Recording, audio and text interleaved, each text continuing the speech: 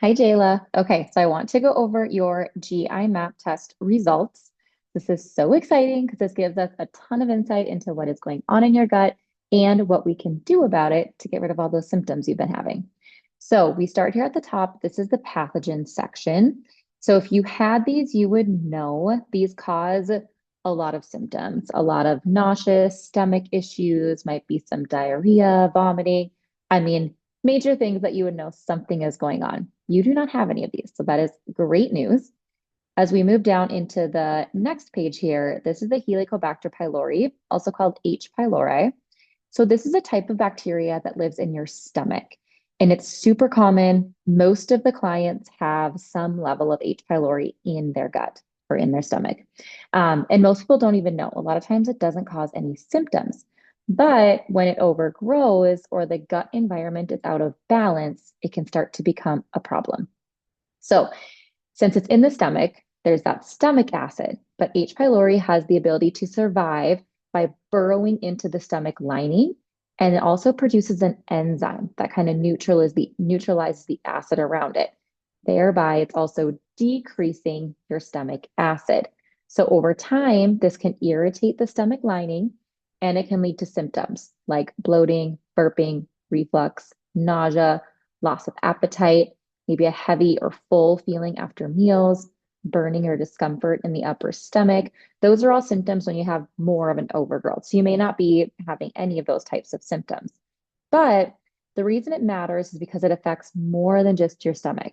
When it's overgrown, or when it's just decreasing stomach acid in general and you have less stomach acid, it makes it harder to digest protein and absorb nutrients like iron, zinc, B12, which are super important for your body.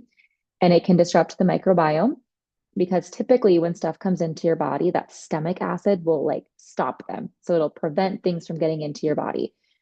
So when you don't have that stomach acid that you need to like prevent things to, kill them off before they get in, that allows bacteria and yeast to get into your body to overgrow things like SIBO, Candida. Um, this H. pylori can also trigger inflammation, and that can affect your gut brain connection, which can lead to fatigue, anxiety, brain fog, some of those symptoms. So even if you don't have the obvious stomach pain, it can still impact your digestion, your hormones, your energy, and your immune system. So we are still going to address this. It's just part of the next protocol that you're going to go through. We are going to soothe your stomach, and then we're also going to go in and kill off that H. pylori. So as we go into this next little part here, the commensal keystone bacteria. So your gut is home to trillions of bacteria. Some are harmful when overgrown, but most are actually really helpful. These beneficial, helpful species are called the commensal bacteria. So these are the good residents. They live peacefully in your gut, they keep everything in balance, and they're so, so important and super crucial for gut health because they support digestion and nutrient absorption. They produce short chain fatty acids like butyrate. And these are what fight inflammation and they keep your gut lining strong. So, you hear about leaky gut, that's your gut lining. So, we don't want it to be leaky, letting things through. We want it to be nice and strong. So, these help to keep that strong. They help to regulate your immune system. They crowd out harmful bacteria like viruses, fungi, parasites, so that they don't take over. And they just support overall microbial diversity. So, when these bacteria are low, it makes your gut more vulnerable to inflammation, for infections, and for food sensitivities. So, luckily, yours are looking pretty good overall. So, we want to see the markers in the middle of the green. So, you want to think of it like Goldilocks. You don't want it too high, you don't want it too low, you want it right in the middle. If they slide out of balance too far in either direction, too high or too low, that can cause symptoms. It can cause inflammation in your gut. So we want them to be right in the middle in the green section. So, like I said, yours look pretty good. You do have a couple that are sliding a little bit higher, and that could be for a couple different reasons. It could be because you have decreased digestive capacity, which means your body is not breaking down food well. So, when this happens, and we kind of talked about this a little bit in our first call together, but when you're eating food and if you're not breaking it down very well, you have larger particles that are going down into your intestine. And when that happens, it's hard for the rest of your body to break it down and to absorb what's in that food. So these bigger particles, bacteria are just feeding off them and feeding off them, and they're growing and they're multiplying. So that can cause this overgrowth of certain species. Dietary factors is another reason. Diets high in sugars and those refined or simple carbs can fuel the overgrowth of bacteria because they feed on that sugar and those refined carbs. And the third one is flow motility. So if you are not having bowel movements 1 to 3 times a day, every day, that can also cause your bacteria to grow and multiply. So the couple that are sliding higher on the scale for you are going to be the enterococcus. That's this guy right here. So he's sliding a little higher to that yellow. That can irritate your gut lining and contribute to inflammation. You're going to hear that a lot. A lot of these things, when they're out of balance, causes inflammation in your body. The next one that's a little bit higher, actually, the next one is high, actually stated high here, is the Enterobacter species. This one, again, it's normally present in small amounts, but it can become opportunistic or more of a bad bacteria if the gut is stressed and inflamed and it becomes really overgrown in comparison to the other bacteria. So when this one is high, it just indicates that gut dysbiosis, things are out of balance. It can also be from low stomach acid, that decreased digestive capacity. And when this one's high, it can contribute to histamine issues. So that would be like those symptoms you're experiencing in your nose. It can be allergy type symptoms like a runny nose, itchy nose, congestion. It can even be like if you feel like your face flushes or it gets red. Those are all histamine type things. It can also contribute to bloating and inflammation, of course. And then the other one is Akkermansia, that's sliding into that yellow zone a little bit there. So this one is one of the most important species in your gut. And because it helps to make your gut lining strong. So we talked about having a strong, healthy gut lining. We want to keep things in the gut that are supposed to be there and keep things out that aren't supposed to be in there. It's kind of like a retaining wall. You can think of it. So our gut lining is made up of a protein called mucin, which creates this slimy lining on the intestinal wall. And Akkermansia eats that mucin, which encourages the cells of the gut lining to make more mucin, therefore increasing the strength of the intestinal wall. So it supports the healthy gut, healthy insulin levels. So you might be thinking like, oh, my level is really high. That's great. That means I have super strong gut lining. It's actually the opposite. So when you have higher Akkermansia, that means that they might be eating too much of that mucin layer. And so it's thereby breaking that mucin layer down. Eating too much, kind of making holes in it, you could say, triggering inflammation and leaky gut. So we do not want higher levels of Akkermansia. It's not helpful. When you have high levels, it could be from higher, again, sugar or carb intake. So it's really important to focus on your diet when it comes to these bacteria. We want to be lowering the carb and the sugar intake. We want to increase that consumption of polyphenol rich foods like berries, green tea, pomegranate. Those are really going to help to support, especially this Akkermansia, to be in a better level. Okay, so on the other hand, on the other end, the low end of the scale, you have one specifically, the Escherichia, that is sliding lower into that yellow range. And then I'm going to touch on the Faecalibacterium. It's still in the green, but it's sliding slightly lower, and that's another keystone species. So let's start with Escherichia first. So that one, it just can lead to reduced mucosal health, which is that leaky gut again. And so again, leaky gut. The Faecalibacterium, like I said, it's not super low for you yet, but I don't want it to slide any lower because it's such an important species. It's a major butyrate producer. So it produces that short chain fatty acid, which is again, fights inflammation. It's super anti-inflammatory. And those short chain fatty acids are also an energy source for your gut lining. So we really need them to build that strong gut lining and make that more of a formidable barrier so that nothing can cross it. And it also helps support your immune system and your metabolism. So when you have low levels, that can indicate that you have low immunity, your immune system isn't working as well, and that you have some increased inflammation in your body. So like I said, as far as supporting these bacteria, it's a lot with your diet. So optimizing digestion, we're going to continue with your digestive enzymes. I want you to practice more of mindful eating. Make sure you're sitting when you eat. Make sure you are calm. Maybe take 3 to 5 deep breaths before you eat, just to make sure you're in that rest and digest state. Chew your food at least 30 to 35 times per bite. That will help to break down your food more so that when you swallow, you're not swallowing these big particles that your body has a harder time digesting and breaking down. Limiting your sugar and your simple refined carbs because those bacteria feed on that and they can overgrow even more. Bringing in the polyphenol rich foods, berries, green tea, pomegranate. Eating a variety of plant foods. That can be fruits, veggies, nuts, seeds, all of those great nutrient rich foods. And then also in that next protocol that I've built for you, there's a couple of antimicrobial herbs that are going to help to kill off some of the overgrowth and bring everything back into balance. Now, as we look into this bacterial phyla, so think of these as two umbrellas that all of those other bacterial species are under. So we're zooming out, looking at the bigger picture here. So together, Bacteroidetes and Firmicutes make up 90% of the gut microbiome. And these two main bacterial groups work together to support digestion, metabolism, and hormone balance. So remember, these are good bacteria when they're in balance. But when they are out of balance, that's when there's going to be a problem.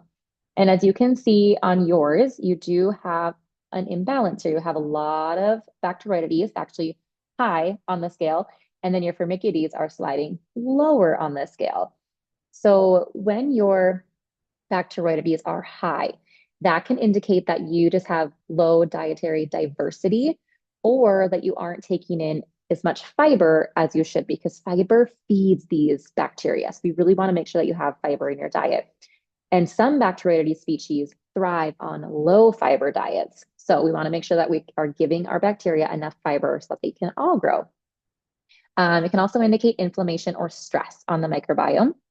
It can sometimes when you lose the Firmicutes species, the Bacteroidetes species just start to overgrow because they have room now, so they just keep growing. And it can also mean overgrowth of certain opportunistics within that Bacteroidetes phylum. So this can all contribute to gut inflammation or barrier dysfunction. And when the Bacteroidetes is high, it can also cause IBS type symptoms like bloating, irregular bowels, different things like that. So your Firmicutes is sliding a little lower. And the issue with that is because Firmicutes has so many beneficial bacteria within it that produce that butyrate, that short chain fatty acid. And remember, that's super critical for that gut lining health. And it helps to control inflammation because it decreases that. It also helps with extracting energy from the food that you eat and therefore helping with metabolism. So Firmicutes species are super important.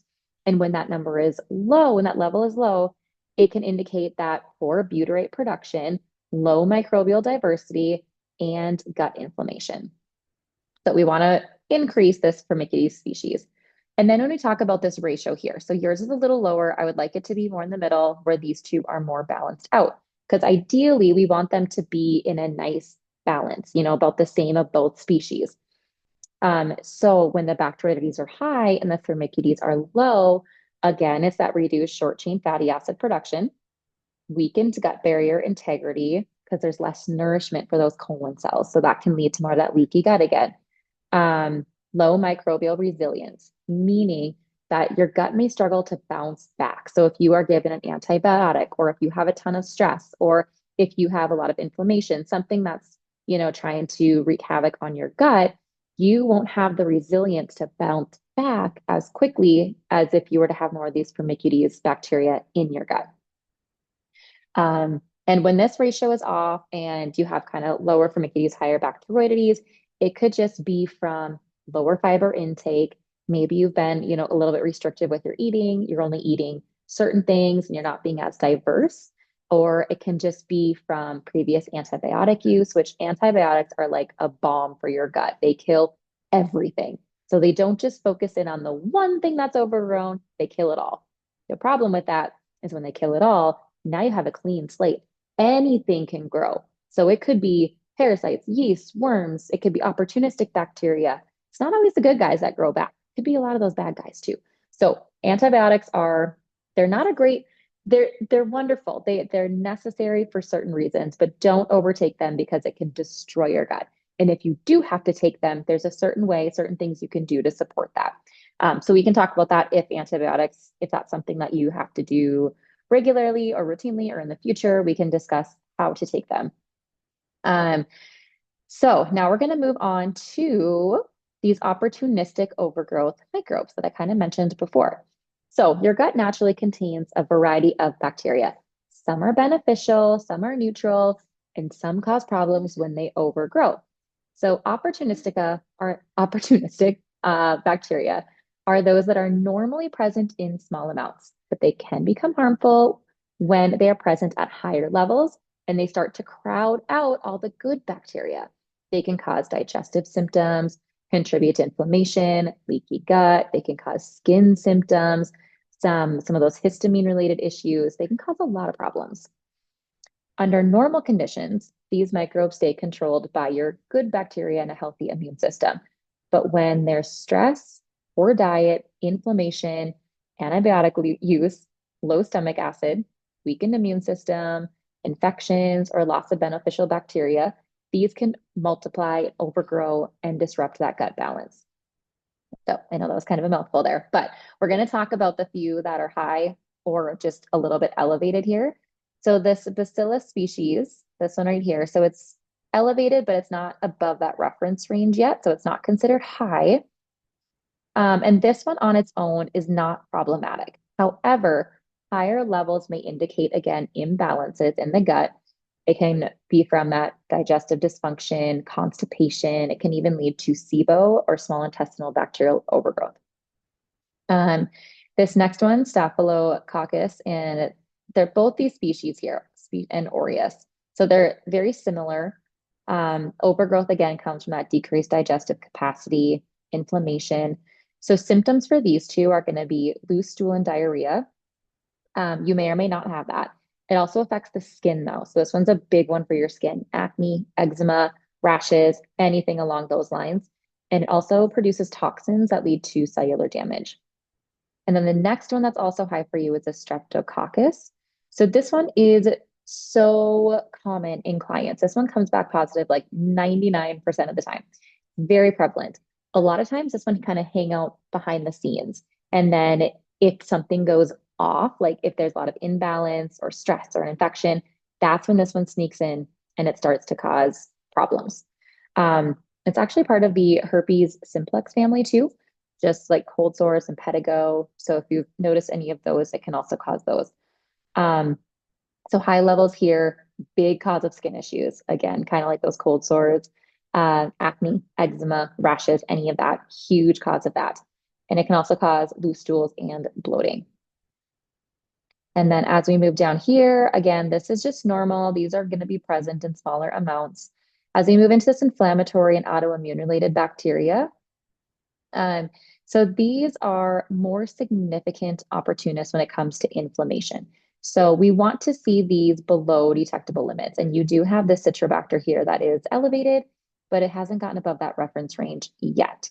So it doesn't mean that you have an autoimmune condition because it's high, but certain species in the gut have been associated in the research with inflammatory or autoimmune processes.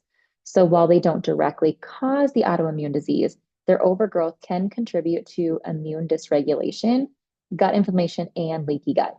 So they can activate the immune system, which can lead to ongoing low-grade inflammation that can worsen or trigger symptoms if you are genetically or environmentally predisposed to an autoimmune condition.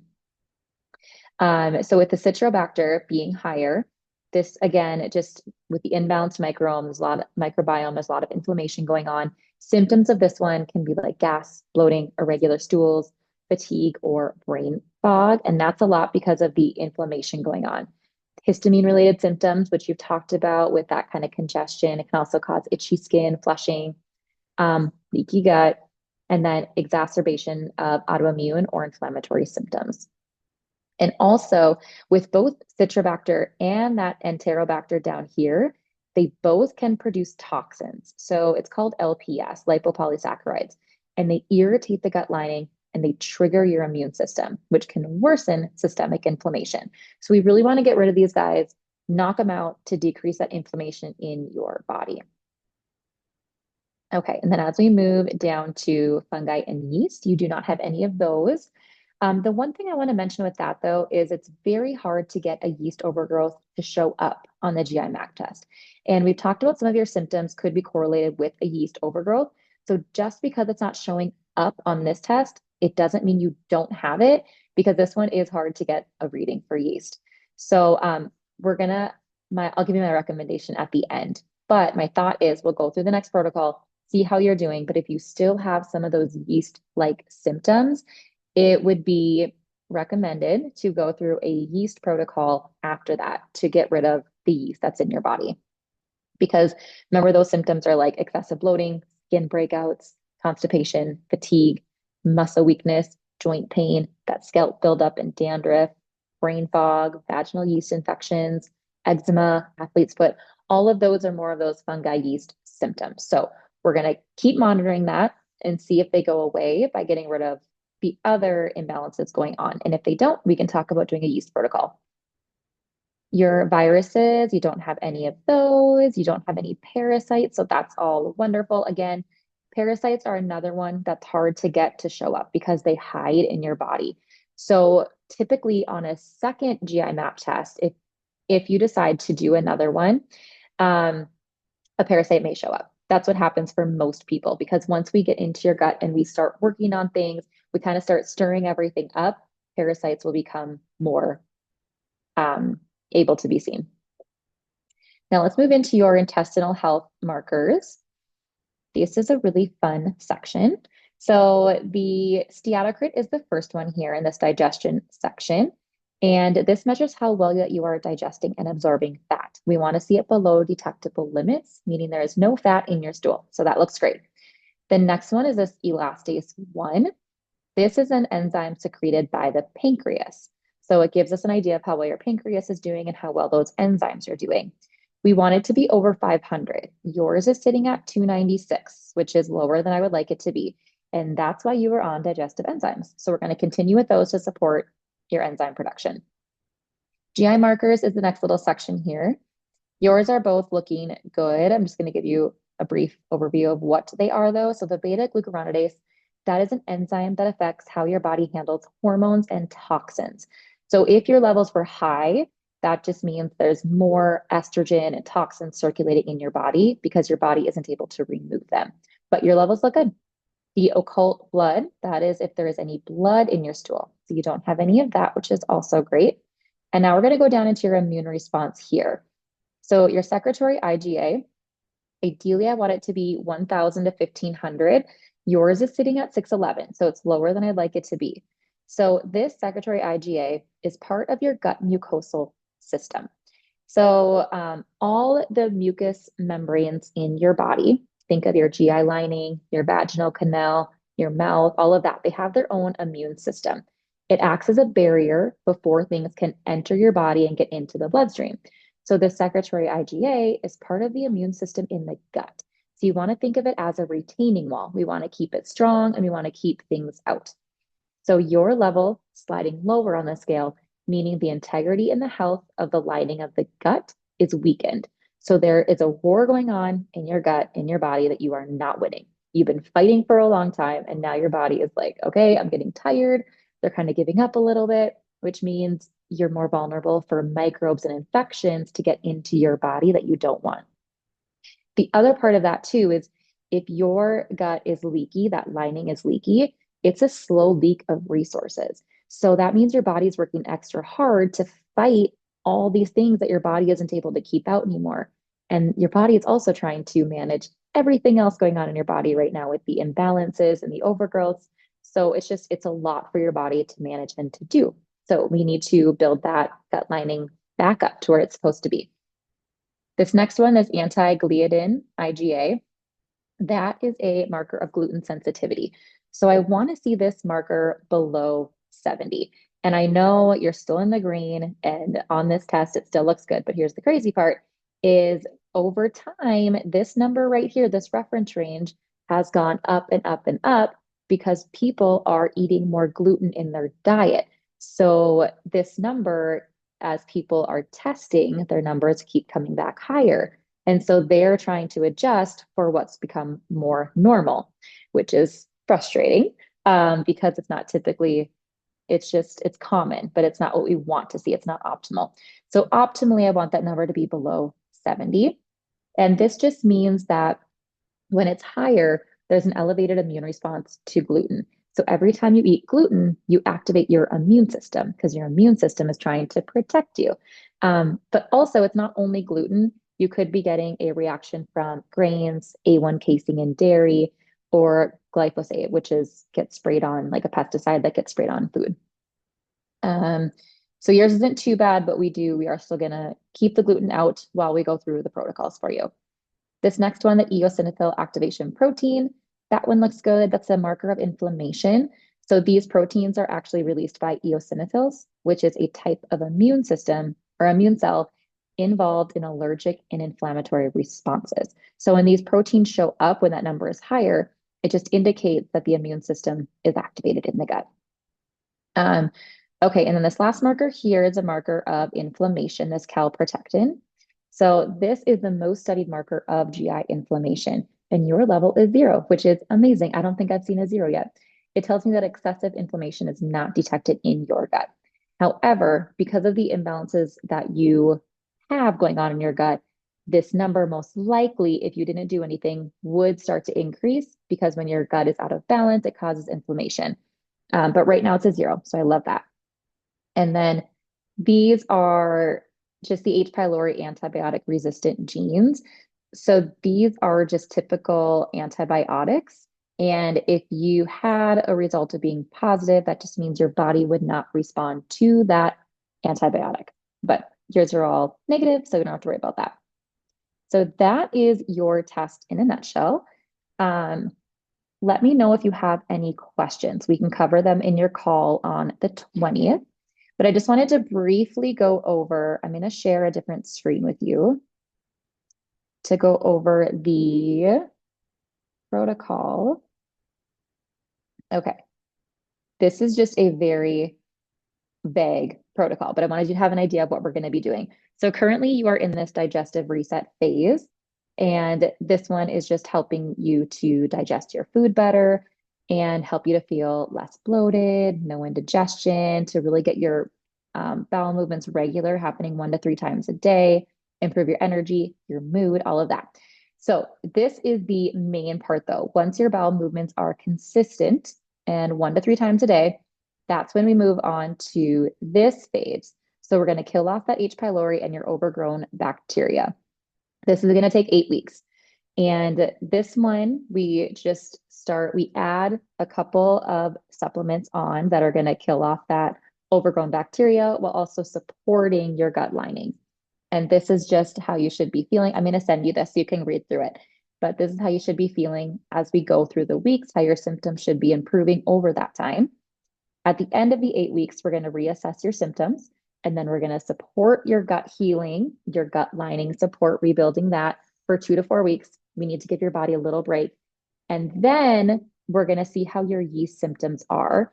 And then we're going to decide if you want to go through this yeast protocol. If you are still experiencing any of those yeast symptoms, the buildup, the dandruff, the any type of skin, eczema, any of that, then I would highly recommend that we do this yeast protocol. And then after that, again, we would pause, do the gut healing for 2 to 4 weeks, reassess how you're feeling. And then we can either have you retake the gut test to see how everything's looking, see if a parasite shows up or anything else, because that's when they would. After we stir everything up, other things may show up. Or we can just move forward with a parasite protocol if you're wanting to do that. Or we can just move right into this gut lining support and repopulating your good bacteria. So we have a lot of options depending on which way you want to go once we move through this next protocol.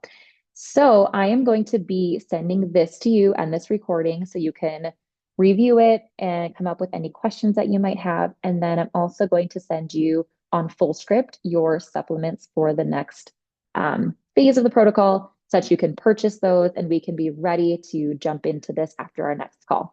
So hopefully that was helpful. Please reach out if you have any questions and I'll talk to you on the 20th.